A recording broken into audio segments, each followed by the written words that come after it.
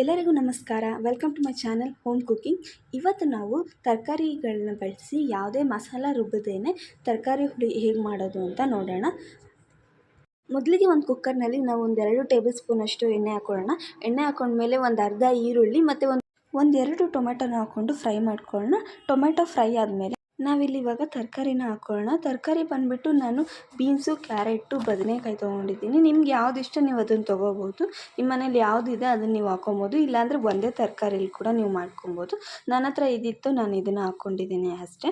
ನೀವು ಯಾವ ತರಕಾರಿ ಬೇಕಾದರೂ ನಿಮ್ಮ ಇಷ್ಟಕ್ಕೆ ಹಾಕ್ಕೊಂಡು ನೀವು ತರಕಾರಿ ಸಾಂಬಾರು ಮಾಡಬಹುದು.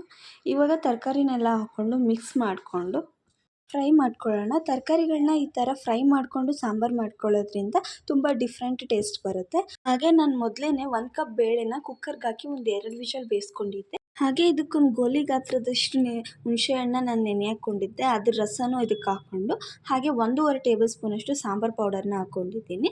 ಸಾಂಬಾರು ಪೌಡರ್ ಬಂದು ಮನೇಲೇ ಮಾಡಿರೋದು. ನಿಮ್ಗೆ ಏನಾದ್ರು ಇದ್ರ ರೆಸಿಪಿ ಬೇಕು ಅಂದರೆ ನೀವು ಕಮೆಂಟ್ ಮಾಡಿ, ನಾನು ಖಂಡಿತ ತಿಳಿಸ್ಕೊಡ್ತೀನಿ. ಹಾಗೆ ಇದಕ್ಕೆ ರುಚಿಗೆ ತಕ್ಕಷ್ಟು ಉಪ್ಪು ಹಾಕ್ಕೊಂಡು ಸಾಂಬಾರನ್ನ ಸ್ವಲ್ಪ ಕುದಿಯೋಕ್ಕೆ ಬಿಡೋಣ.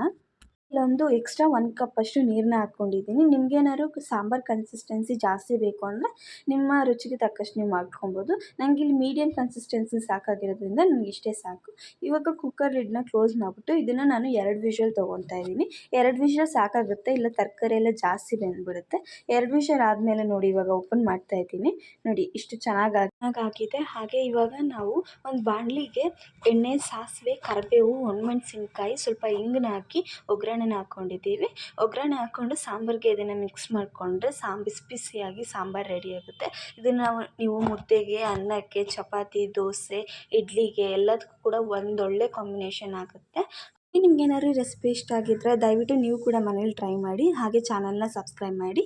ನಿಮ್ಗೇನಾದರೂ ಅನಿಸಿಕೆ ಇದ್ದರೆ ದಯವಿಟ್ಟು ಕಮೆಂಟ್ ಬಾಕ್ಸಲ್ಲಿ ತಿಳಿಸಿ. ಹಾಗೆ ಲೈಕ್ ಮಾಡಿ, ಶೇರ್ ಮಾಡಿ. Thank you for watching.